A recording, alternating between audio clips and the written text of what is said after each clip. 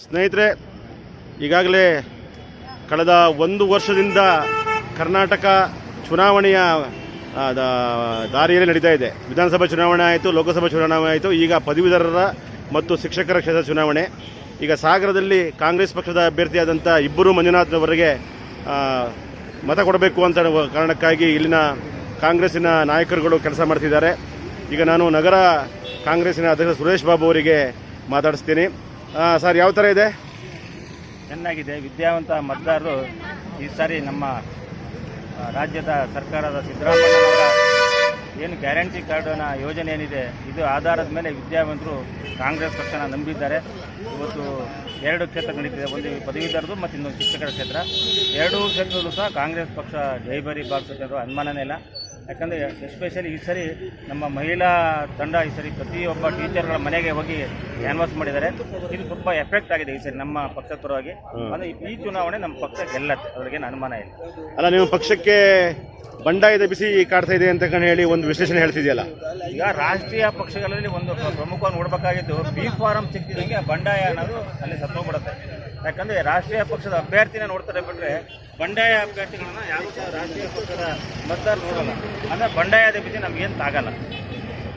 ಈಗ ನಮ್ಮ ನಗರಸಭೆಯ ಮಾಜಿ ಅಧ್ಯಕ್ಷರು, ಹಾಲಿ ಸದಸ್ಯರು, ಕಾಂಗ್ರೆಸ್ನಲ್ಲಿ ಹಲವಾರು ವರ್ಷಗಳಿಂದ ಕೆಲಸ ಮಾಡಿದಂಥವ್ರು ಲಲಿತಮ್ಮನವರು ಇದ್ದಾರೆ. ಮೇಡಮ್, ಏನು ಹೇಳ್ತೀರಾ? ಈ ಸಾರಿ ಪ್ರಜ್ಞಾವಂತ ಮತದಾರರು ಸರ್ಕಾರ ನಮ್ಮದೇ ಇರೋದ್ರಿಂದ ಪದವೀಧರ ಕ್ಷೇತ್ರದಲ್ಲಿ ಐನೂರು ಮಂಜುನಾಥ್ ಅವರು ಆಯ್ಕೆ ಮಾಡಬೇಕಂತ ನಿರ್ಧಾರ ಮಾಡಿದ್ದಾರೆ. ಯಾಕೆ ಅಂದರೆ ಅವರು ಅನುಭವಿ ರಾಜಕಾರಣಿ. ಆಮೇಲೆ ಸದನದಲ್ಲಿ ಅವರು ವಿಧಾನ ಪರಿಷತ್ ಇರ್ಬೋದು, ವಿಧಾನಸಭೆ ಇರ್ಬೋದು, ಪಾರ್ಲಿಮೆಂಟಲ್ಲಿ ಇರಬೇಕು. ಜನರ ಸಮಸ್ಯೆಯನ್ನು ಎತ್ಕೊಂಡವರು ಸರ್ಕಾರದ ವಿರುದ್ಧನೇ ಮಾತನಾಡಿ ಜನರ ಸಮಸ್ಯೆಗಳಿಗೆ ಸ್ಪಂದಿಸಿದಂಥ ವ್ಯಕ್ತಿ ಆಗಿರೋದ್ರಿಂದ ಇವತ್ತು ಪದವೀಧರ ಕ್ಷೇತ್ರದಲ್ಲಿ ಅವ್ರನ್ನ ಆಯ್ಕೆ ಮಾಡೋದಕ್ಕೆ ತೀರ್ಮಾನ ಮಾಡಿದ್ದಾರೆ. ಇನ್ನು ಶಿಕ್ಷಕರ ಕ್ಷೇತ್ರದಿಂದ ಕೆ ಮಂಜುನಾಥ್ ಅವರು ಕೂಡ ಜನರ ಸಮಸ್ಯೆಗಳಿಗೆ ಮತ್ತು ಅದರಲ್ಲೂ ಮುಖ್ಯವಾಗಿ ಈ OPS ಬಗ್ಗೆ ಮತ್ತು ಈ 7ನೇ ವೇತನ ಆಯೋಗದ ಬಗ್ಗೆ ಅವರು ಸರ್ಕಾರದ ಮಟ್ಟದಲ್ಲಿ ಮಾತಾಡಿ ಸರ್ಕಾರಿ ನೌಕರಿಗೆ ನ್ಯಾಯ ಕೊಡಿಸೋದಕ್ಕೆ ಅವರು ಸ್ಪಂದಿಸ್ತಾರೆ ಅನ್ನೋ ಒಂದು ಭರವಸೆಯಿಂದ ಅವರನ್ನು ಕೂಡ ಆಯ್ಕೆ ಮಾಡೋದಕ್ಕೆ ಶಿಕ್ಷಕರ ಕ್ಷೇತ್ರದಲ್ಲಿ ಶಿಕ್ಷಕರು ಕೂಡ ತೀರ್ಮಾನ ಮಾಡಿದ್ದಾರೆ.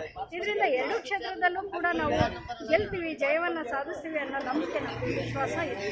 ಈಗ ನಮ್ಮೊಂದಿಗೆ ನಗರಸಭೆಯ ಮಾಜಿ ಅಧ್ಯಕ್ಷ ಉಷಾರ್ ಅವರಿದ್ದಾರೆ. ಏನು ಮಹಿಳೆಯರಿಗೆ ಈ ಪದವೀಧರ ಕ್ಷೇತ್ರದಲ್ಲಿ ಆದ್ಯತೆ ಕೊಡಬಹುದಿತ್ತಲ್ಲ, ಏನು ಕಾರಣಕ್ಕೆ ಎಲ್ಲ ಕಡೆ ಪುರುಷರ ಪ್ರಾಬಲ್ಯ ಆಗ್ತಾ ಇದೆಯಲ್ಲ? ಹಾಗೇನಿಲ್ಲ, ನಮ್ಮ ಪಕ್ಷ ಎಲ್ಲ ಮಹಿಳೆಯರಿಗೂ ಸಹ ವಿಶೇಷವಾಗಿ ಈಗ ಏನು ಮಹಿಳಾ ಪ್ರತಿನಿಧಿಗಳಿಗೆ ಮಹಿಳೆಯರಿಗೆ ಹೆಚ್ಚಿನ ಸ್ಥಾನಮಾನಗಳನ್ನು ಬೇರೆ ಬೇರೆ ಇದರಲ್ಲಿ ಕೊಟ್ಟಿದ್ದಾರೆ. ಈ ಪದವೀಧರ ಕ್ಷೇತ್ರದಲ್ಲಿ ಏನಪ್ಪಾ ಅಂತಂದ್ರೆ ಐನೂರು ಮಂಜುನಾಥ್ ಅವರು 4 ಸದನಗಳಲ್ಲಿ ಕೆಲಸ ಮಾಡಿದಂಥ ಅನುಭವಿ ರಾಜಕಾರಣಿ ಆಗಿರೋದ್ರಿಂದ ಅವ್ರಿಗೆ ಕೊಟ್ಟಿದ್ದಾರೆ. ಮಹಿಳೆಯರಿಗೆ ಆ ಥರ ಇದು ಯಾಕಂದರೆ ಈಗಾಗಲೇ ಕೊಟ್ಟಂಥ ಗ್ಯಾರಂಟಿಗಳು ಮಹಿಳೆಯರ ಪರವಾಗಿ ಕೊಟ್ಟಂಥ ಗ್ಯಾರಂಟಿಗಳು. ಹಾಗಾಗಿ ನಮ್ಮ ಪಕ್ಷ ಯಾವತ್ತೂ ಮಹಿಳೆಯರ ಪರವಾಗಿ ಇದೆ ಹೇಳಿದ್ರೆ ಅರ್ಥ ಹೇಳಲಿಕ್ಕೆ ಇಷ್ಟಪಡ್ತಾ ಇದ್ದೇನೆ. ಹಾಗೆ ನಮ್ಮ ಈ ಭಾಗದ ಈ ಸಲದ ಪದವೀಧರ ಮತ್ತು ಶಿಕ್ಷಕ ಕ್ಷೇತ್ರದ ಅಭ್ಯರ್ಥಿಗಳು ಗೆಲ್ಲೋದ್ರಲ್ಲಿ 2 ಅನುಮಾನನೇ ಇಲ್ಲ ಅಂತ ನಾನು ಹೇಳಿ. ನಗರಸಭೆಯ ಸದಸ್ಯರಂತ ಮಧುಮಾಲತಿ ಅವರೇ, ನಿಮ್ಮ ಅಭಿಪ್ರಾಯ?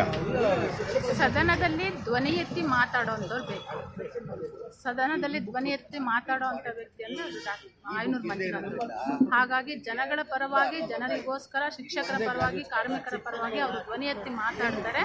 ಅದಕ್ಕಾಗಿ ನಾವು ಒಳ್ಳೆ ಅಭ್ಯರ್ಥಿಯನ್ನೇ ಕಾಂಗ್ರೆಸ್ ಪಕ್ಷದಿಂದ ಆರಿಸಿ ಕಳಿಸಿದ್ದೀವಿ. ಅವ್ರು ಗೆದ್ದೇ ಗೆಲ್ತಾರೆ ಅನ್ನೋ ವಿಶ್ವಾಸ ನಮಗೆ ಸಂಪೂರ್ಣ ಇದೆ. ನಗರಸಭೆಯ ನಾಮನಿರ್ದೇಶನ ಸದಸ್ಯರಾದಂಥ ಸರಸ್ವತಿ ನಾಗರಾಜ್ ಅವರು ಹೇಳಿ. ಐನೂರು ಮಂಜುನಾಥ್ ಅವರು ಈ ಪದವೀಧರ ಕ್ಷೇತ್ರದಿಂದ ಆಯ್ಕೆ ನಮ್ಮಲ್ಲಿ ಯಾಕೆ ಮಾಡಿದ್ದಾರೆ ಅಂದರೆ ಅವರು 4 ಕ್ಷೇತ್ರಗಳಲ್ಲಿ ಅಂದರೆ ವಿಧಾನ ಪರಿಷತ್ತು ಹೀಗೆ 4 ಇದರಲ್ಲೂ ಕೆಲಸ ಮಾಡಿ ಕಾರ್ಮಿಕರ ಪರವಾಗಿ, ಪದವೀಧರರ ಪರವಾಗಿ, ಶಿಕ್ಷಕರ ಪರವಾಗಿ ಎಲ್ಲರ ಧ್ವನಿಯಾಗಿ ನಿಂತಂಥವ್ರು. ಹಾಗಾಗಿ ಅವ್ರನ್ನ ಆಯ್ಕೆ ಮಾಡ್ತಾರೆ ಅನ್ನೋ ಒಂದು ಭರವಸೆ ಯಾಕಿದೆ ಅಂದರೆ ನಾವು ಎಲ್ಲೆಲ್ಲಿ ಹೋಗಿ ಶಿಕ್ಷಕರನ್ನ, ಪದವೀಧರರನ್ನ ಮಾತಾಡಿದಾಗ ಇಲ್ಲ ಐನೂರು ಮಂಜುನಾಥೇ ಬರಬೇಕು ಅಂತಕ್ಕಂಥ ಒಂದು ಮನಸ್ಥಿತಿ ಇರೋದ್ರಿಂದ ಅವರು ಗೆದ್ದೇ ಗೆಲ್ತಾರೆ ಅನ್ನೋ ಭರವಸೆ ನಮಗೂ ಇದೆ. ಅವ್ರು ಈ ಸಲ ಗೆದ್ದೇ ಗೆಲ್ತಾರೆ, ಹಾಗೂ ಅವರೆಲ್ಲರ ಪರವಾಗಿ ಅವರು ಧ್ವನಿಯಾಗಿ ನಿಲ್ತಾರೆ ಅನ್ನೋ ಒಂದು ಅಭಿಪ್ರಾಯ ಎಲ್ಲರಲ್ಲೂ ಇದೆ.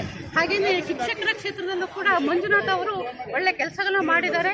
ಅವರು ಶಿಕ್ಷಕರಾಗಿ ರಿಟೈರ್ ಆಗಿ ಈಗ ಶಿಕ್ಷಕರ ಪರವಾಗಿ ನಿಂತಂಥವ್ರು. ಹಾಗಾಗಿ ಅವರು ಶಿಕ್ಷಕರ ಧ್ವನಿಯಾಗಿ ನಿಲ್ತಾರೆ. ಹಾಗಾಗಿ ಅವರನ್ನ ಎಲ್ಲರೂ ಆಯ್ಕೆ ಮಾಡ್ತಾರೆ ಅನ್ನೋ ಭರವಸೆ ನಮ್ಗೆ. ನಗರಸಭೆಯ ಮಾಜಿ ಸದಸ್ಯರ ಗೆಸಿ ಡಯಾಸ್ ಹೇಳಿ. ಈಗ ಸರ್ಕಾರ ನಮ್ಮದೇ ಇರುವುದರಿಂದ ಈಗ ಐನೂರು ಮಂಜುನಾಥರ ಮೇಲೆ ಒಳ್ಳೆ ಅಭಿಮಾನ ಇದೆ, ಮತ್ತೆ ನಾವು ಹೋಗಿದ ಕಡೆಲ್ಲ ಒಳ್ಳೆ ರೆಸ್ಪಾನ್ಸು ಇದೆ. ಅವರು ಒಳ್ಳೆ ಕಾರ್ಮಿಕರ ಬಗ್ಗೆ, ಶಿಕ್ಷಕರ ಬಗ್ಗೆ ಹೋರಾಟ ಮಾಡ್ತಾರೆ ಅಂತೇಳಿ ಅದಕ್ಕೋಸ್ಕರ ನಮಗೆ ಗೆಲ್ಲುವ ಒಂದು ಇದು ಇಚ್ಛೆ ಅಂದ್ರೆ ಸ್ಟ್ರಾಂಗ್ ಇದು ಇದೆ ನಮಗೆ. ಓಕೆ, ಧನ್ಯವಾದಗಳು.